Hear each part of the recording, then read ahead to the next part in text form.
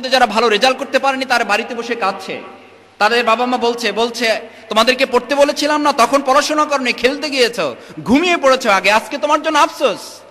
আসিকাল্লাযীনা কাফারু ইলা জাহান্নামা যুমারা হাত্তা ইযা জাউহা ফুতিহাত আবওয়াবুহা ওয়া ক্বালা লাহুম খাজানাতুহা আলাম ইয়াতিকুম রাসূলুম মিনকুম ইয়াতলুনা আলাইকুম আয়াতি রাব্বিকুম ওয়া ইউনযিরুনাকুম লিকা ইয়াউমিকুম হাযা।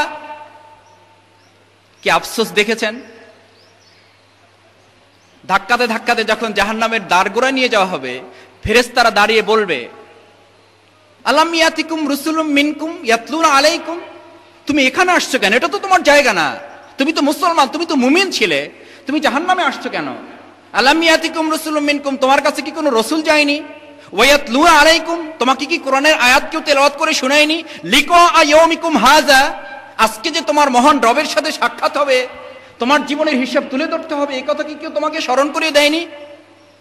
তখন সে আফসোস করে বলবে কলু বালা, হ্যাঁ বলেছিল, ওয়ালাকিন হাক্কাত কালিমাতুল আযাবি আলাল কাফিরিন, কিন্তু আমার জন্য দুর্ভাগ্য, আমি তো অস্বীকার করেছিলাম, কারণ আমার যৌবন ছিল, আমার শক্তি ছিল, আমার উন্মত্ততা ছিল, আমার পেশি শক্তি দিয়ে আমি বলেছিলাম আমি সবকিছু মানি না। আমার যৌবন আছে, আমার যা শক্তি আছে তা দিয়ে আমি নিজে চলতে পারি। আমি স্লোগান তুলেছিলাম আমার নেতা তোমার নেতা, অমুক নেতা তমুক নেতা। আমি স্লোগান তুলেছিলাম আমার নেতার চরিত্র ফুলের মতো পবিত্র। আমি